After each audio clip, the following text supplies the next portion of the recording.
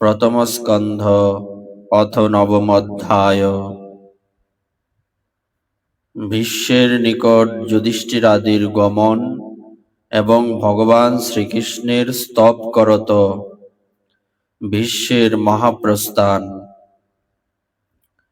সুত উবাচ ইতি ভীত প্রজাদ্রোহাৎ সর্বধর্ম বিবিৎসয়া ততো বিনশনম প্রাগাদ যত্র দেবব্রত হপতৎ। সুত বললেন, এইভাবে রাজা যুধিষ্ঠির প্রজাদ্রোহের ভয়ে ভীত হয়ে রাজধর্মাদি বিশদভাবে জানবার জন্য কুরুক্ষেত্রে, যেখানে মহারথী ভীষ্ম শরশয্যায় শায়িত ছিলেন, সেখানে তার কাছে গেলেন।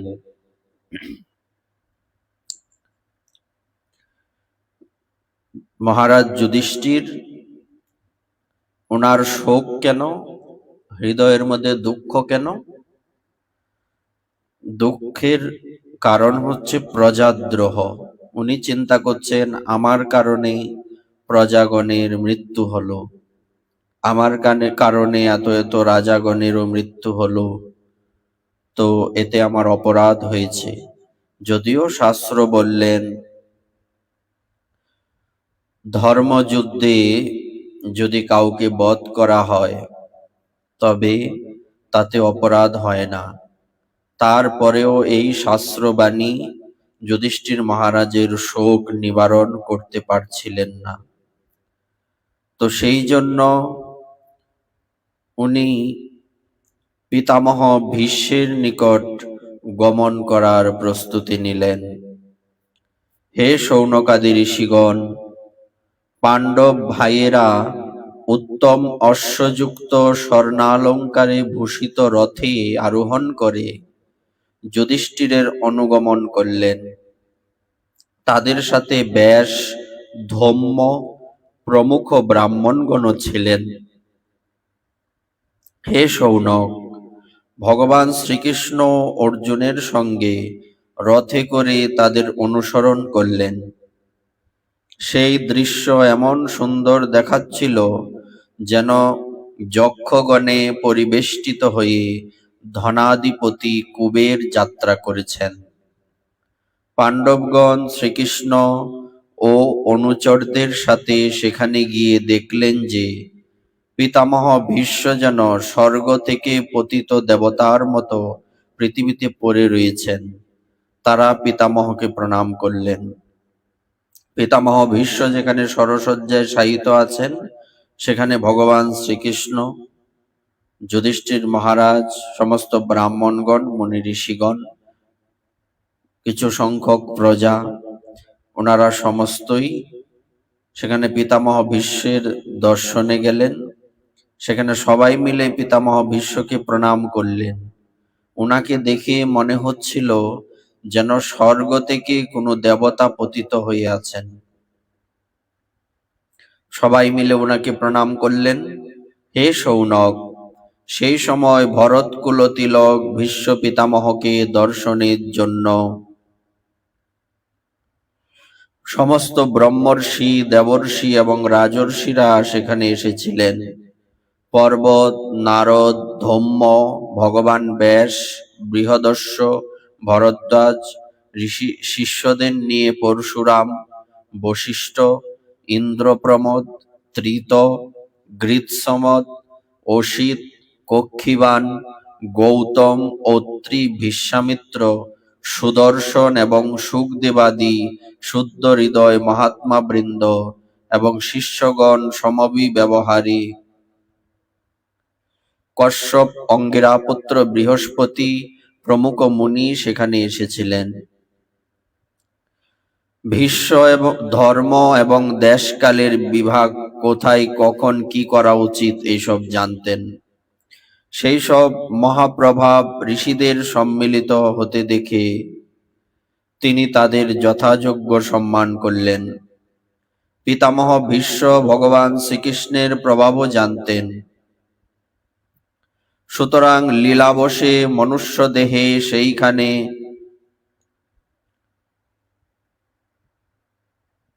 উপবিষ্ট এবং জগদীশ্বর রূপে হৃদয়ে বিরাজমান ভগবান শ্রীকৃষ্ণকে অন্তরে বাহিরে উভয়ভাবে পুজো করলেন। পিতামহ ভীষ্ম যখন ভগবান শ্রীকৃষ্ণকে দর্শন করলেন, তখন উনি অন্তরে মনে মনে ভগবান শ্রীকৃষ্ণকে স্মরণে পুজো করলেন। উনার সর্বাঙ্গে সরবিদ্ধ, উনি সরসজ্জায় শায়িত। এই অবস্থায় উনি উঠে সেখানে ভগবান শ্রীকৃষ্ণের সাক্ষাৎ পুজো করতে পারবেন না। এখানে উনি বাক্য দ্বারা এবং হৃদয়ের দ্বারা ওনার স্মরণে পুজো করলেন। বিনম্র ও স্নেহ বিগলিত পাণ্ডবগণ তার কাছে গিয়ে বসলেন। তাদের দেখে ভীষ্মের দুনয়ন অশ্রুপ্লাবিত হয়ে গেল। তিনি তাদের বললেন, হে ধর্মপুত্র পাণ্ডবগণ, হায় হায়, বড়ই অন্যায় ও দুঃখের কথা যে ব্রাহ্মণ ধর্ম ও ভগবানের আশ্রিত হয়েও তোমাদের এই কষ্টকর জীবন যাপন করতে হয়েছে। তোমরা কোনোদিনেই এর উপযুক্ত ছিলে না। মহারথী পাণ্ডুর মৃত্যুর সময় তোমরা বালক ছিলে। সেই সময়ে তোমাদের জন্য কুন্তী দেবীকে এবং তোমাদেরও অনেক কষ্ট পেতে হয়েছে।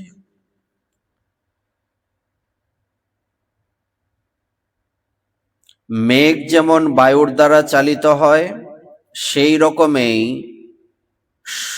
লোকপালগণ সহ সমগ্র জগৎ মহাকাল ভগবানের দ্বারাই চালিত হয়। আমার ধারণা যে তোমাদের জীবনে যত কিছু অপ্রিয় ঘটনা ঘটেছে, এ সবই তারই লীলামাত্র। নচেৎ যেখানে সাক্ষাৎ ধর্মপুত্র যুধিষ্ঠির রয়েছেন, গদাধারী ভীম ও রক্ষক রূপে ধনুর্ধারী অর্জুন রয়েছেন, গাণ্ডীব ধনু রয়েছে এবং শ্রীকৃষ্ণ স্বয়ং যাদের পরম বান্ধব, সেখানে কোনো রকমেরই বিপদ কি করে আসতে পারে? এই যে কালরূপ শ্রীকৃষ্ণ, ইনি কখন কি করতে ইচ্ছা করেন এ খবর কেউ কখনো জানতে পারে না। বড় বড় জ্ঞানী পুরুষও তার এই অভিলাষ জানবার চেষ্টা করে মোহগ্রস্ত হয়ে পড়েন। হে যুধিষ্ঠির, জগৎ সংসারের এই সব ঘটনা ঈশ্বরের ইচ্ছার অধীন। সেই ঈশ্বরের ইচ্ছার অনুগত হয়ে তুমি এই সকল অনাথ প্রজাদের প্রতিপালন করো, কারণ তুমি এখন এদের প্রভু এবং এদের পালনে সমর্থ। যুধিষ্ঠির মহারাজকে পিতামহ ভীষ্ম বলছেন, তোমাদের সাথে যে ঘটনা ঘটেছে এটা উচিত হয়নি। এর জন্য তোমরা যোগ্য ছিলে না। তোমরা তো সব দিক থেকে ধর্ম এবং ধর্মের সাথে সম্পূর্ণরূপে জয়যুক্ত। তো তোমাদের সাথে এমন ঘটনা কেন হলো? না, তোমাদের সাথে এমন ঘটনা যে ঘটেছে এটা নিশ্চয়ই ঈশ্বরের লীলা, আর কিছু নয়। সুতরাং তুমি চিন্তা করো না। তুমি ঈশ্বরের ইচ্ছায় এখন আবার চক্রবর্তী সম্রাট হয়েছ। তুমি এখন এই সমস্ত প্রজাদের প্রভু, এদের তুমিই একমাত্র পালন করতে পারো। এই শ্রীকৃষ্ণ সাক্ষাৎ ভগবান। এসো বই ভগবান সাক্ষাদাদ্য নারায়ণ পুমান। সকলের আদি কারণ ও পরম পুরুষ নারায়ণ নিজের মায়া দিয়ে বিশ্ব সংসারকে মোহিত করে যদুকুলে অবতীর্ণ হয়ে প্রচ্ছন্ন থেকে লীলা করছেন। এর মহাপ্রভাব অগম্য ও রহস্যময়। তার প্রভাব সম্বন্ধে কেউ বিস্তারিত জানতে পারে না এবং উনি রহস্যময় ব্যক্তি। হে যুধিষ্ঠির, ভগবান শঙ্কর, দেবর্ষি নারদ এবং স্বয়ং ভগবান কপিলই তা জানেন। তোমরা যাকে মাতুল সম্পর্কিত ভাই, প্রিয় মিত্র এবং সর্বাপেক্ষা হিতকারী বলে মনে করো এবং স্নেহবশত যাকে কখনো মন্ত্রী, কখনো দূত, কখনো আবার সারথি করতেও ইতস্তত করনি, তিনি স্বয়ং পরমাত্মা। অর্থাৎ পিতামহ ভীষ্ম ভগবান শ্রীকৃষ্ণের কিঞ্চিত মহিমা বর্ণনা করছেন, যা আসলে পরিচয় দিচ্ছেন ইনি কে। এই সর্বাত্মা, সমদর্শী, অদ্বিতীয়, নিরহংকার এবং নিষ্পাপ পরমাত্মাতে উঁচু নিচু কোনো কাজেই যজ্ঞাযজ্ঞের বিচার নেই। হে যুধিষ্ঠির, এইভাবে সর্বত্র সমভাবাপন্ন হওয়া সত্ত্বেও চেয়ে দেখো তো তার অনন্য প্রেমী ভক্তদের প্রতি তার কি অসীম করুণা, অসীম কৃপা। এই কারণেই প্রাণ ত্যাগের সময়ে তিনি আমাকে দর্শন দেওয়ার জন্য উপস্থিত হয়েছেন। এখানে ভগবান শ্রীকৃষ্ণ পিতামহ ভীষ্মকে বলেছিলেন, যেহেতু ভীষ্ম যুধিষ্ঠির আদি সকলের পিতামহ, সম্বন্ধে শ্রীকৃষ্ণ যুধিষ্ঠির মহারাজের মামাতো ভাই, সেই অ্যাঙ্গেল থেকে বিচার করলে শ্রীকৃষ্ণেরও তো পিতামহ হন যদি ভীষ্ম। তো শ্রীকৃষ্ণ বলছিলেন যে পিতামহ, আমি অনেক চেষ্টা করলাম যুধিষ্ঠিরকে বোঝানোর জন্য, কিন্তু যুধিষ্ঠির দাদা বুঝতেই চাইছেন না। তাই আমি চিন্তা করে দেখলাম, মূলত এই যুধিষ্ঠির দাদাকে বোঝানোর ক্ষমতা আপনারই আছে, আপনার কথা ইনি মানতে বাধ্য। তখন পিতামহ ভীষ্ম সরসজ্জায় শায়িত অবস্থায় একটু হাসলেন, হেসে বললেন যে এটা আমাকেও মানতে হবে, যার এক অংশ সারা পৃথিবীতে পরিব্যাপ্ত, যিনি ইশারা করলে সারা পৃথিবী নয় অনন্ত কোটি বিশ্ব ব্রহ্মাণ্ডের প্রলয় হয়ে যাবে, আবার সৃষ্টি হয়ে যাবে, স্থিতিও হয়ে যাবে, ইনি যুধিষ্ঠিরকে বুঝাতে পারছেন না, এটা আমাকে মানতে হবে। আসল কথা হচ্ছে, আমাকে শেষ দর্শন দেওয়ার জন্যই এখানে তোমার আগমন।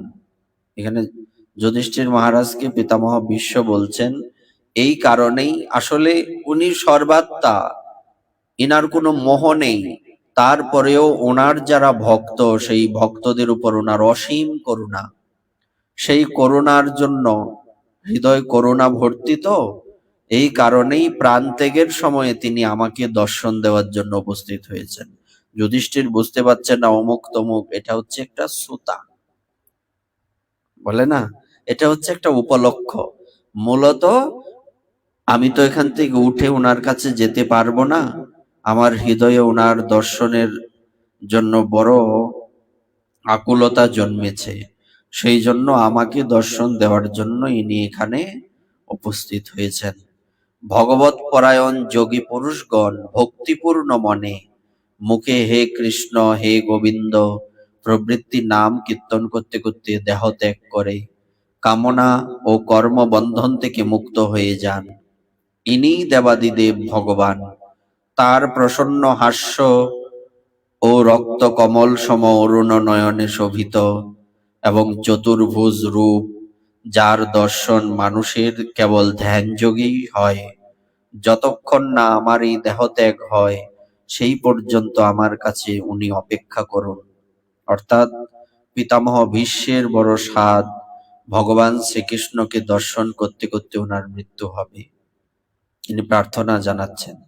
সুত বললেন, যুধিষ্ঠির তার এই উপদেশ শুনে সরসজ্জায় শায়িত ভীষ্মকে সমবেত ঋষিগণের সামনেই ধর্ম বিষয়ে নানাবিধ প্রশ্ন জিজ্ঞাসা করলেন। তত্ত্বজ্ঞ ভীষ্ম তখন বর্ণ ও আশ্রম অনুযায়ী স্বাভাবিক ধর্ম এবং বৈরাগ্যরূপ নিবৃত্তি মার্গ ও আসক্তিরূপ প্রবৃত্তি মার্গ, দান ধর্ম, রাজধর্ম, মোক্ষ ধর্ম, স্ত্রী ধর্ম ও ভগবত ধর্ম, এই সবের পৃথক পৃথক সংক্ষেপে এবং বিস্তারিত ভাবে বর্ণনা করলেন। ওই যে বলছিলাম যে এক একজনের এক এক রকম পরিকল্পনা থাকতে হবে। সবার ধর্ম যদি এক হতো, এক কথায় বলা হতো, বলা হয়নি। এখানে বলছে বৈরাগ্য ধর্ম, আবার আসক্তি ধর্ম, তারপর রাজার কি ধর্ম, দানের কি ধর্ম, মুক্তির কি ধর্ম, ভক্তির কি ধর্ম, ভগবানের ভজনের কি ধর্ম, নারীর কি ধর্ম, এসব আলাদা আলাদা এই যে পৃথক পৃথক বর্ণনা করলেন। হে সৌনক, সেই সঙ্গে ধর্ম, অর্থ, কাম ও মোক্ষ, এই চার পুরুষার্থ এবং অনেক ইতিহাস উপাখ্যান দ্বারা ব্যাখ্যা করে এই চতুর্বর্গ প্রাপ্তির বর্ণনা করলেন। ভীষ্ম এইসব ধর্মের প্রবচন করতে করতে যোগীদের বাঞ্ছিত ইচ্ছামৃত্যুর কাল উত্তরায়ণের সময় এসে গেল, যা ইচ্ছামৃত্যু সম্পন্ন ভগবৎ শরণাগত যোগীগণের অভীষ্ট। ইচ্ছামৃত্যু সকলের হয় না। যারা যোগ সাধনা করতে করতে যোগ সাধনায় সিদ্ধি লাভ করেছেন, একমাত্র ইচ্ছামৃত্যু তাদের দ্বারাই সম্ভব। তখন সহস্র রথী নায়ক ভীষ্ম বাক সংযম করে মনকে সবকিছু থেকে আকর্ষণ করে সম্মুখে অবস্থিত আদিপুরুষ ভগবান শ্রীকৃষ্ণে সমাহিত করলেন। তখন কথাও বন্ধ করে দিলেন। আর শুধু কথা বন্ধ করলেন না, ইনি নিজের হৃদয়কে ভগবান শ্রীকৃষ্ণের চরণে নিবদ্ধ করে দিলেন। ভগবান শ্রীকৃষ্ণের চতুর্ভুজ সুন্দর বিগ্রহ রূপ, সেই সময় তিনি পীতাম্বর ধারণ করেছিলেন।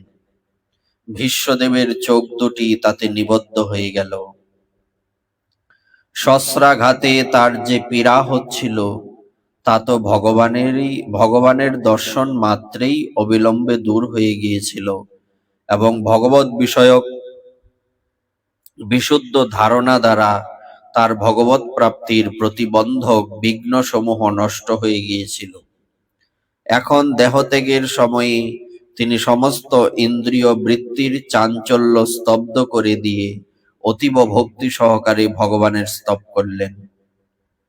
ভীষ্ম উবাচ ইতিমতিরূপকল্পিতা বিতৃষ্ণা ভগবতী সাত্তত পুঙ্গবে বিভুম্নি সসুখমুপগতে ক্বচিৎ বিহর্তুম প্রকৃতি মুপেয়সি যদ্ভব প্রবাহ। ভীষ্মদেব বললেন, নানা অনুষ্ঠানের দ্বারা অত্যন্ত শুদ্ধ ও নিরাসক্ত হয়ে গেছে আমার সেই বুদ্ধি আমি যদুকুল শিরোমণি অনন্ত ভগবান শ্রীকৃষ্ণের চরণে সমর্পণ করছি।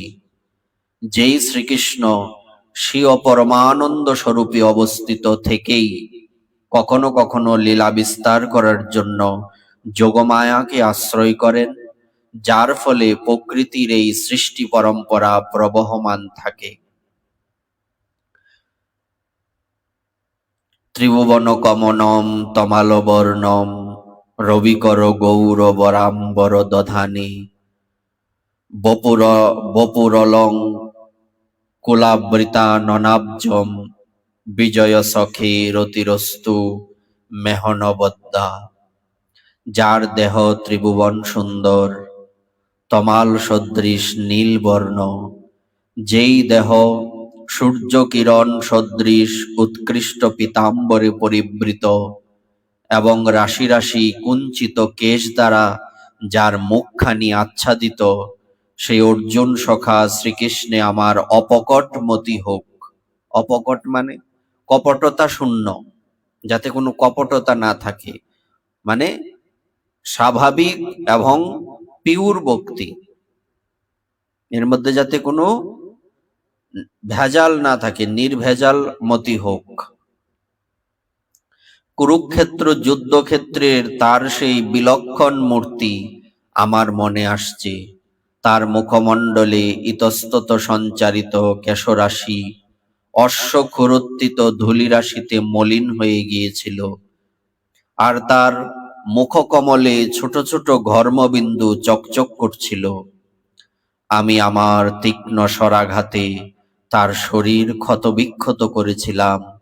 সেই সুন্দর বর্ম পরিহিত ভগবান শ্রীকৃষ্ণের প্রতি আমার দেহ, মন ও আত্মা সমর্পিত হোক। নিজ সখা অর্জুনের কথা স্বীকার করে যিনি অবিলম্বেই পাণ্ডব কৌরব সেনার মধ্যে নিজ রথ স্থাপন করেছিলেন এবং সেখানে স্থিত হয়ে নিজের দৃষ্টির দ্বারাই শত্রুপক্ষের আয়ু হরণ করেছিলেন, সেই পার্থ সখা ভগবান শ্রীকৃষ্ণে আমার পরম প্রীতি হোক।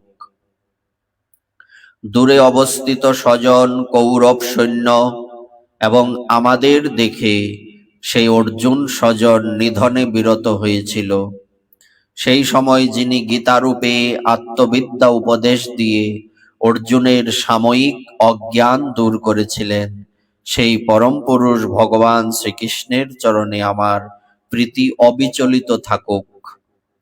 আমি প্রতিজ্ঞা করেছিলাম যে শ্রীকৃষ্ণকে শস্ত্র গ্রহণে বাধ্য করব। সেই প্রতিজ্ঞা সত্য করার জন্য তিনি তার নিজ শস্ত্র গ্রহণ না করার প্রতিজ্ঞা ভঙ্গ করেছিলেন। তখন তিনি রথ থেকে লাফিয়ে নিচে নামেন এবং সিংহ যেমন হাতিকে বধ করার জন্য ধাবিত হয়, সেইভাবেই রথের চাকা হাতে নিয়ে আমার দিকে দৌড়ে আসেন। সেই সময় তিনি এমন বেগে ধাবিত হন যে তার শরীরস্থ উত্তরীয়খানি মাটিতে পড়ে যায় এবং মেদিনী কম্পিত হতে থাকে। উনি যেভাবে রথের থেকে লাফিয়ে নেমে পিতামহ ভীষ্মের দিকে হাতে সেই রথের চাকা নিয়ে পিতামহ ভীষ্মকে মারতে গিয়েছিলেন, তখন ওনার পদভারে পৃথিবী কাঁপছিলেন আর ওনার গায়ের উত্তরীয়টা খসে পড়েছিল। আমি তীক্ষ্ণ তীক্ষ্ণ শরাঘাতে তার কবচ ছিন্ন ভিন্ন করে দিয়েছিলাম, যার ফলে তার সমস্ত শরীর রক্তাপ্লুত হয়ে গিয়েছিল। অর্জুনের নিষেধ সত্ত্বেও তিনি সবলে আমাকে বধ করার জন্য আমার দিকে ধেয়ে এলেন। এমত অবস্থাতেও সেই ভগবান শ্রীকৃষ্ণ আমার প্রতি অনুগ্রহ এবং ভক্তবাৎসল্যে পরিপূর্ণ ছিলেন। তিনি আমার একমাত্র গতি হন, আশ্রয় হন।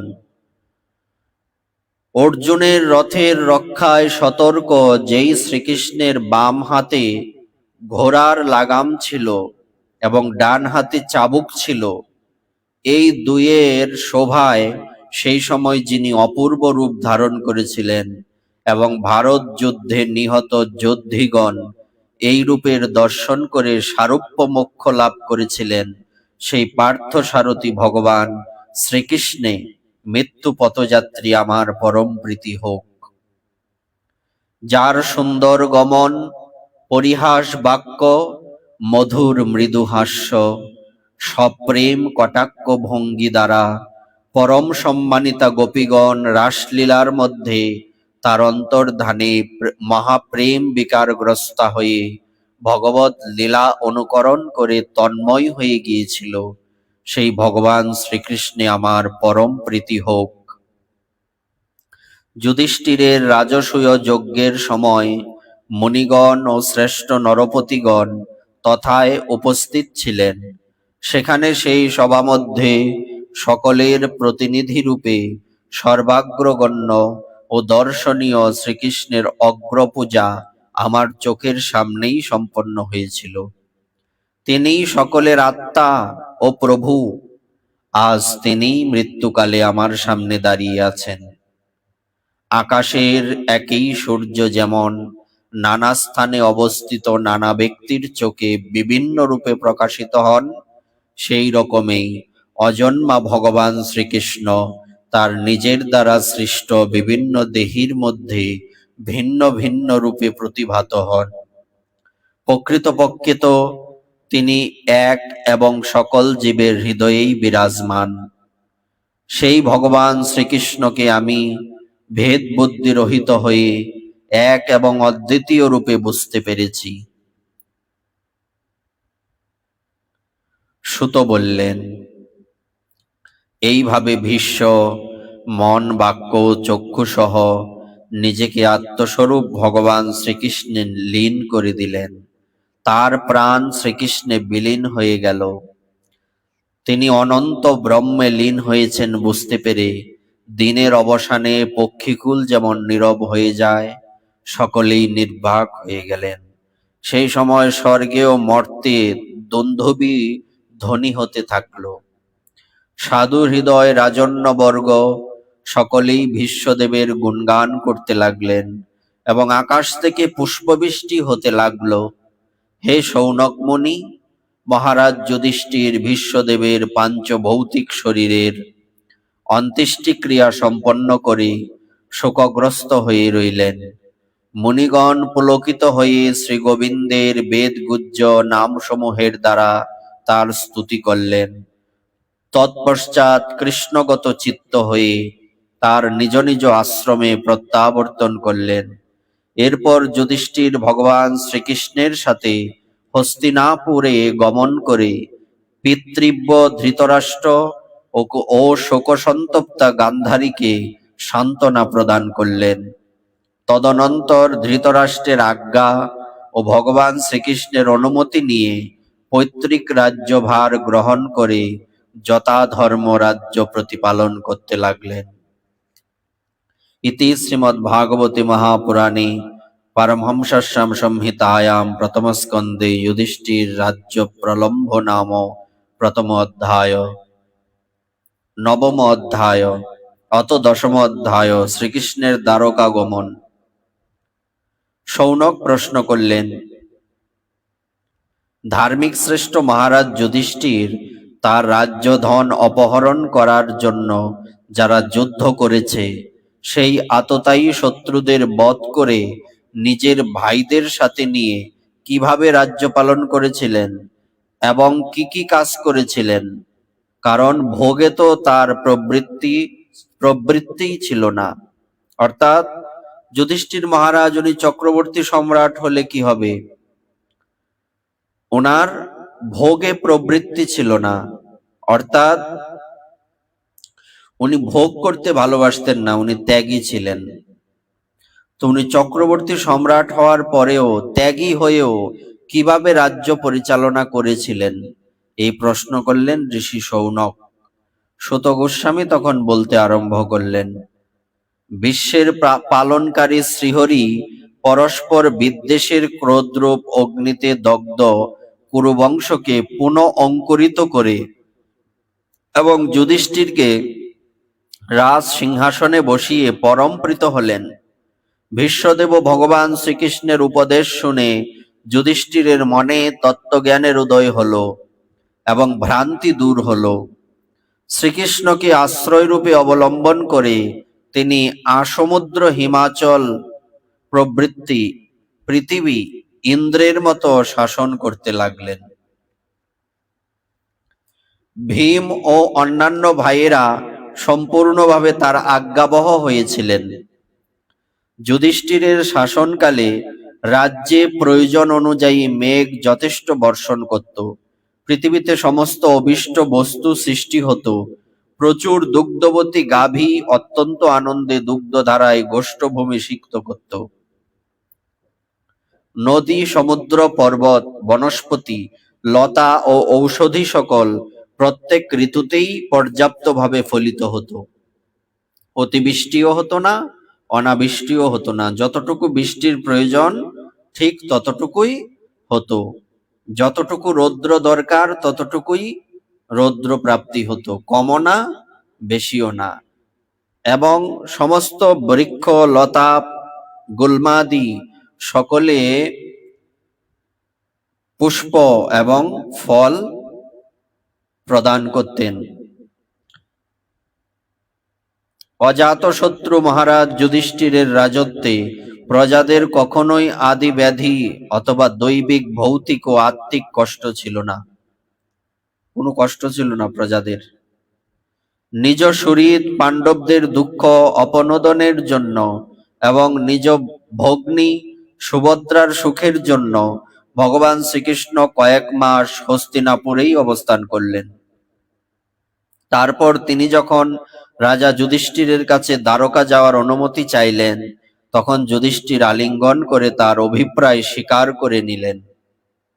ভগবান তাকে অভিবাদন করে রথে আরোহণ করলেন।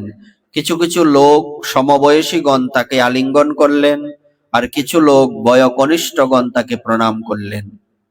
সেই সময় সুভদ্রা, দ্রৌপদী, কুন্তী, উত্তরা, গান্ধারী ধৃতরাষ্ট্র, যুযুৎসু, কৃপাচার্য, নকুল, সহদেব, ভীম, ধৌম্য এবং সত্যবতী প্রমুখ রমণীগণ অত্যন্ত কাতর হয়ে মূর্ছিত প্রায় হয়ে গিয়েছিলেন।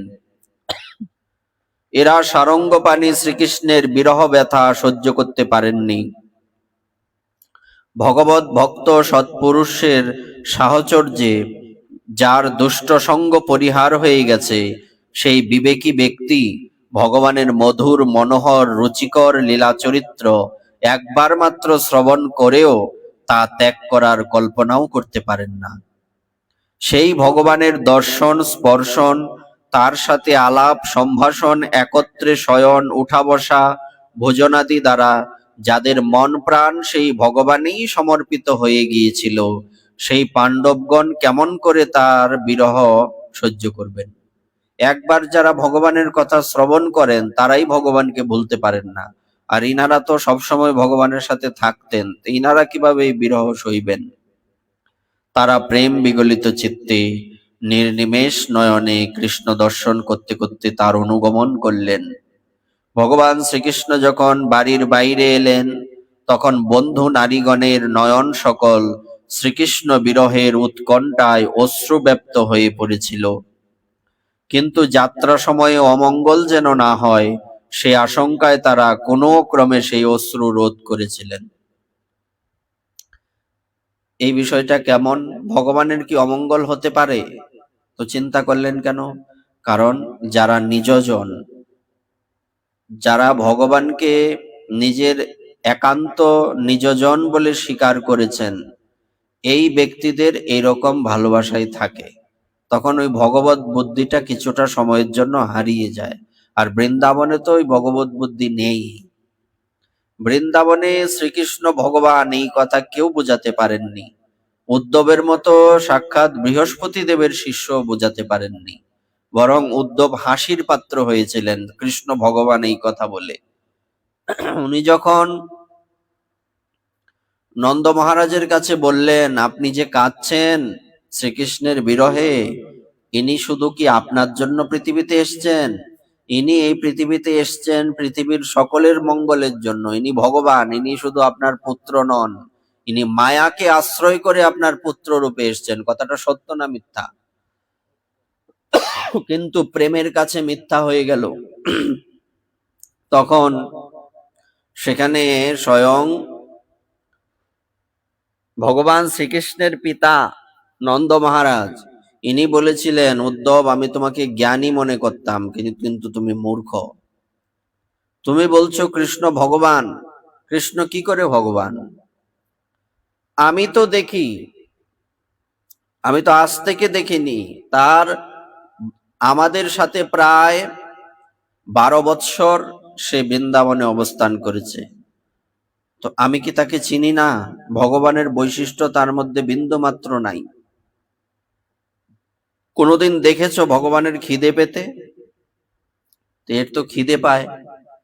ভগবান মিথ্যা বলে কি? এর মিথ্যা বলে। কত তাকে কানমলা দিয়েছে যশোদা, কত লাঠি হাতে নিয়ে দৌড়িয়েছে, তার কোনো সীমা নেই। ভগবান ভয় পায়? তো সে ভয় পেয়েছে, তো সে ভয় পেত তো তো কি করে সে ভগবান হয়? অর্থাৎ ব্রজবাসীদের কাছে কৃষ্ণ ভগবান না। এই জন্যই মহাজন বলছেন, এটাই হচ্ছে আমাদের জীবনের লক্ষ্য থাকা উচিত। যদি ভগবানকে ভগবান মনে করা হয়, তাহলে ভগবানকে ভালোবাসা যাবে না। যদিও ভালোবাসা যায়, সেটা প্রকৃত ভালোবাসা হবে না, এর মধ্যে কিঞ্চিত ঐশ্বর্য মিশ্রিত, তো ভগবান এতে প্রসন্ন হবেন না। ভগবান চান সকলে আমাকে তাদের মনে করুক, ভগবান মনে না করুক। এই জন্য মহাজন বলছেন, ডক্টর মহানামজি একটা কথা বলেছিলেন, যতদিন লোক ভগবানকে ভগবান মনে করবে, ততদিন সে ভগবান পাবে না। ভগবানকে আমার ভাবতে হবে। সে আমার বন্ধু নয়, পুত্র নয়, প্রাণপতি, এইসব মনে করতে হবে। তাকে ভগবান মনে করা যাবে না। আর ভগবান মনে করলে তাকে ওইভাবে ভালোবাসা যাবে না। ভগবান, যিনি ভগবান, তার কাছে তো ঐশ্বর্য জ্ঞান না, সর্বনাশ, উনি ভগবান, বিশাল ব্যক্তি। কোন দিক থেকে অপরাধ হয়, কিন্তু বিশিষ্ট যারা যারা ভগবানের শুদ্ধ ভক্ত, ওনাদের হৃদয়ে ভগবান ভগবান নন, নিজজন। ভগবানের প্রস্থানের সময় মৃদঙ্গ, শঙ্খ, ভেরি, বীণা, ঢোল, গোমুখী, ধুধুরা, আনক, ঘণ্টা, দুন্দুভি প্রভৃতি বাদ্য বাজতে লাগলো। কুরুনারীগণ শ্রীকৃষ্ণ দর্শন লালসায় অট্টালিকার শিখরে আরোহণ করে এবং প্রেমজনিত লজ্জা হাস্যাদি সহকারে কৃষ্ণ দর্শন করতে করতে তার উপর পুষ্পবর্ষণ করতে লাগলেন। সেই সময় ভগবানের প্রিয় সখা কুঞ্চিত কুন্তল অর্জুন প্রিয়তম শ্রীকৃষ্ণের রত্নদণ্ড শোভিত মুক্তামালা বিভূষিত শ্বেত ছত্র নিজের হাতে ধারণ করলেন, অর্থাৎ ছত্র ধারণ করলেন। মাথায় ছত্র ধারণ করে না ভগবানকে, যেমন জগন্নাথ দেব যখন বের হন রাস্তায় তখন তাকে ছত্র ধারণ করে নিয়ে যাওয়া হয়। তো ছত্র এখানে কে ধারণ করলেন? স্বয়ং অর্জুন এখানে ছত্র ধারণ করলেন। উদ্ধব সাত্ত্বকী পরম রমণীয় চামর বেজন করতে লাগলেন। চলার পথে চতুর্দিক থেকে শ্রীকৃষ্ণের উপর পুষ্পবর্ষণ হতে লাগলো। এইভাবে শ্রীকৃষ্ণ অপূর্ব শোভাযাত্রা সহ যাত্রা করলেন। শ্রীকৃষ্ণের গমন পথে বিভিন্ন স্থানে ব্রাহ্মণগণের উচ্চারিত অমোঘ আশীর্বাদ শোনা যেতে লাগলো। সেই কার আশীর্বাদ? ব্রাহ্মণগণ ভগবানকে আশীর্বাদ করছেন। ভগবান কৃপা করেন না ব্রাহ্মণগণ আশীর্বাদ করছেন? বলছে এটাই ভালোবাসা, এবং ব্রাহ্মণদের সেই ভালোবাসাটা ভগবান বিশেষ রূপে আস্বাদন করেন। সেই আশীর্বচনগুলি সগুণ ভগবানের উপযুক্ত ছিল, কারণ তার মধ্যে সবকিছুই আছে, কিন্তু নির্গুণ স্বরূপের উপযুক্ত ছিল না, কারণ তার মধ্যে কোনো প্রাকৃত গুণেই নেই। ভগবানের দুটো রূপ, একটা হচ্ছে সগুণ আর একটা হচ্ছে নির্গুণ। সগুণ মানে কি? না, একটা হচ্ছে নিরাকার ব্রহ্ম আর একটা হচ্ছে সাকার ভগবান। সাকার নিরাকারে পার্থক্য হয় না? নিরাকার রূপে ভগবানের কৃপা, অর্থাৎ নিরাকার রূপে ভগবানের প্রতি ভালোবাসা আসে কি? কিভাবে ভালোবাসা আসবে? তাকে তো দেখি না, তাকে তো জানি না। ভালোবাসতে গেলে তো একটা ব্যক্তির প্রয়োজন, তার সেবা করতে হবে। নিরাকার মার্গে সেবা নেই, সেবা নেই তো ভালোবাসা কোথার থেকে আসবে? ভালোবাসাটা তো সেবার থেকে আসবে না। এই জন্য এখানে বলা হয়েছে সগুণ আর নির্গুণ। হস্তিনাপুরের শ্রীকৃষ্ণার্পিত চিত্ত কুরুকুল রমণীগণ পরস্পর ও সর্বশ্রুতি মনোহর কথোপকথন করছিলেন। কিরকম কথোপকথন করছিলেন? তারা বলা বলি করছিলেন, সখী, ইনি সেই সনাতন পরম পুরুষ, যিনি প্রলয়কালেও নিজ অদ্বিতীয় নির্বিশেষ স্বরূপে স্থিত থাকেন। সেই সময়ে সৃষ্টির মূল এই তিন গুণও থাকে না। জীব জগদাত্মা ঈশ্বরে লীন হয়ে যায় এবং মহত্তত্ত্বাদি সমস্ত শক্তি সকল নিজ নিজ কারণ অব্যক্তে সুপ্ত হয়ে যায়। তিনি আবার নিজ নামরূপ রহিত স্বরূপের মধ্যে নামরূপ সৃষ্টির ইচ্ছা তথা নিজ কাল শক্তি দ্বারা প্রেরিত প্রকৃতি, যিনি তার অংশভূত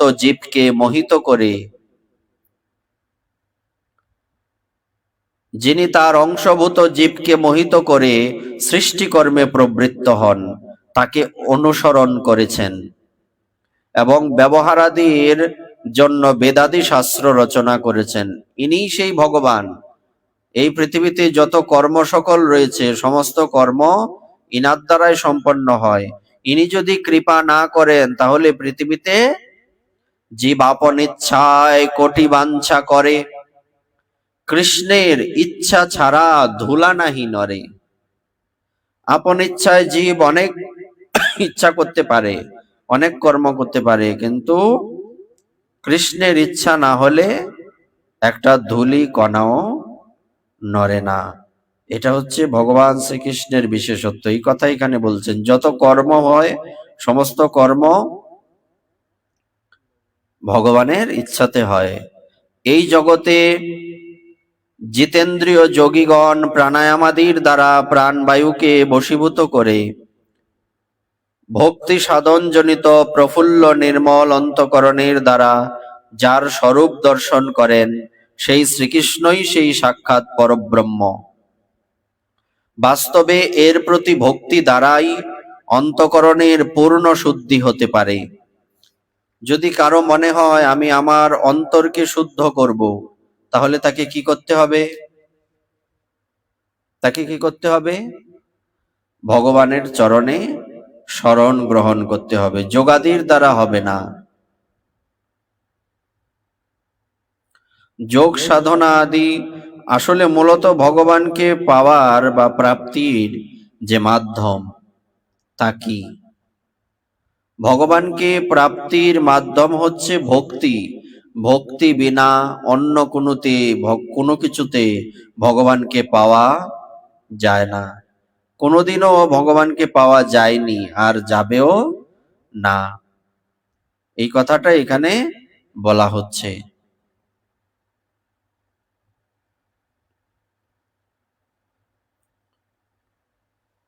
হে সখী, আসলে ইনি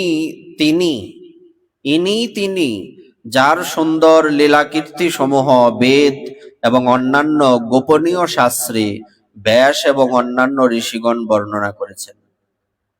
তিনি এক ও অদ্বিতীয় ঈশ্বর এবং নিজ লীলার দ্বারা জগতের সৃষ্টি, পালন ও সংহার করেন, কিন্তু তাতে লিপ্ত হন না।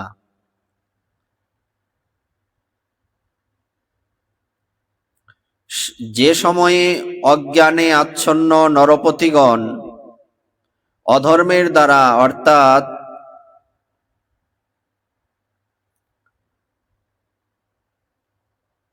পাপ কার্যের দ্বারা আত্মপোষণ করতে রত হন, তখন ইনি সত্যগুণকে আশ্রয় করে ঐশ্বর্য, সত্য, ঋত, দয়া ও যশ প্রকটিত করেন এবং জগৎ কল্যাণের জন্য যুগে যুগে অনেক অনেক অবতার ধারণ করেন। ইনি আহা, এই যদুকুল ধন্য, কারণ লক্ষ্মীপতি পুরুষোত্তম শ্রীকৃষ্ণ এই বংশে জন্মগ্রহণ করে তাকে সম্মানিত করেছেন।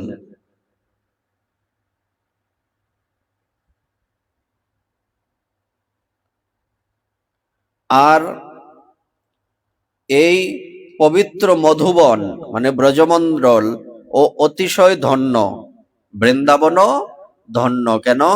যেখানে তিনি শৈশব ও কৈশোরকালে সর্বত্র ভ্রমণ করে লীলা বৈচিত্র্য প্রকাশ করেছেন। বৃন্দাবন ধন্য, কেননা বৃন্দাবনে উনি বিশেষ লীলা করেছেন।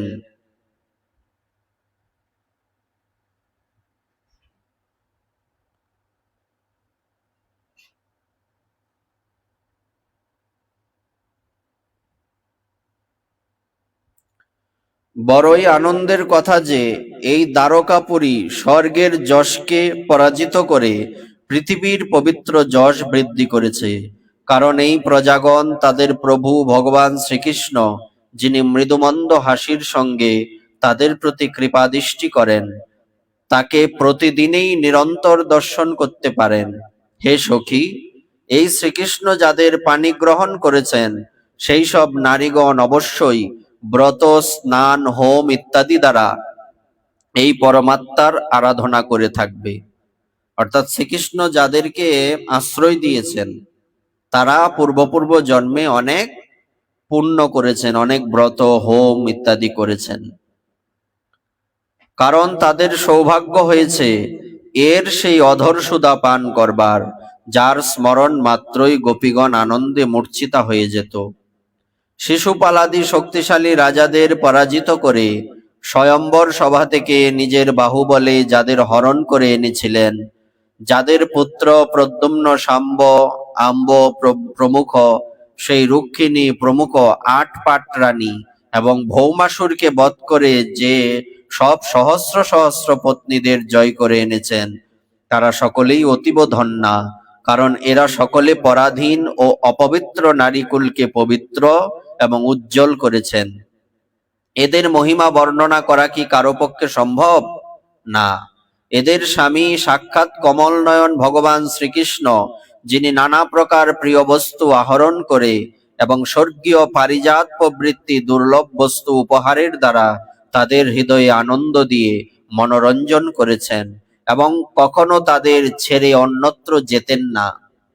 হস্তিনাপুরের পুরনারীগণ এই রকম কথোপকথন করছিলেন, তখন ভগবান শ্রীকৃষ্ণ সহাস্য দৃষ্টিতে তাদের অভিনন্দন জানিয়ে সেখান থেকে দ্বারকার পথে চলতে লাগলেন। পাছে কোনো শত্রু তাকে প্রতিমধ্যে আক্রমণ করে, এই আশঙ্কায় অজাতশত্রু রাজা যুধিষ্ঠির স্নেহবশত শ্রীকৃষ্ণকে রক্ষা করবার জন্য হাতি, ঘোড়া, রথ ও পদাতিক সেনা তার সাথে দিয়ে দিলেন। অনন্তর অত্যন্ত প্রীতিবশত কুরুবংশী পাণ্ডবগণ শ্রীকৃষ্ণের সাথে সাথে বহুদূর পর্যন্ত অনুগমন করলেন। তারা ভাবী বিরহে কাতর হয়ে পড়েছিলেন। ভগবান শ্রীকৃষ্ণ দৃঢ়তার সাথে তাদের নিবৃত্ত করে সাত্ত্বকী, উদ্ধব প্রমুখ প্রিয় বন্ধুদের সাথে দ্বারকা যাত্রা করলেন। হে শৌনক, তিনি কুরুজাঙ্গল, পাঞ্চাল, সুরসেন, যমুনার তীরবর্তী প্রদেশ, ব্রহ্মাবর্ত, কুরুক্ষেত্র, মৎস্য, সারস্বত ও মরুধন্য দেশ অতিক্রম করে সৌবীর ও আবির দেশের পশ্চিম দিকে আনর্ত দেশে এসে পৌঁছালেন। বহু পথ চলার পরিশ্রমে শ্রীকৃষ্ণের রথের ঘোড়াগুলিও ক্লান্ত হয়ে পড়েছিল। পথের মধ্যে জায়গায় জায়গায় স্থানীয় অধিবাসীরা ভগবানকে নানাবিধ উপঢৌকন দিয়ে পূজা ও আপ্যায়ন করল। সন্ধ্যাকালে তিনি দ্বারকার প্রান্তে উপস্থিত হলেন। সূর্য অস্তগামী হলেন। ইতি শ্রীমদ্ ভাগবতে মহাপুরাণে পারমহংস্যাম সংহিতায়াম প্রথম স্কন্ধে নৈমিষোপাখ্যানে শ্রীকৃষ্ণ দ্বারকা গমনম নাম 10ম অধ্যায়।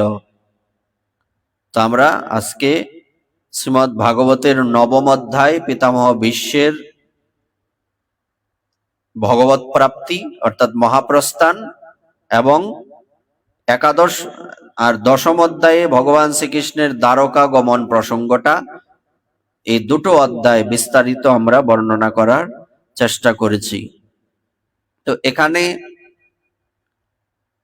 পিতামহ ভীষ্মের মহাপ্রস্থান বিষয়ে একটা কথা আছে, সেটা হচ্ছে সাধারণ মানুষের মৃত্যুটা কি হয়। সাধারণ মানুষ যখন মারা যায় তখন তাকে কি বলে? মারা গেছে। কিন্তু সাধুদের বেলায় কি বলে? প্রাপ্ত হয়েছেন। কি প্রাপ্ত হয়েছেন? ভগবানকে প্রাপ্ত হয়েছেন। বলে না অমুক সাধু প্রাপ্তি হয়েছেন, বলে কি না? এটার অর্থ কি? উনি ভগবানকে প্রাপ্ত হয়েছেন। সাধারণ মানুষেরটা হচ্ছে মৃত্যু, আর সাধুদের বেলায় এটা হচ্ছে প্রাপ্তি।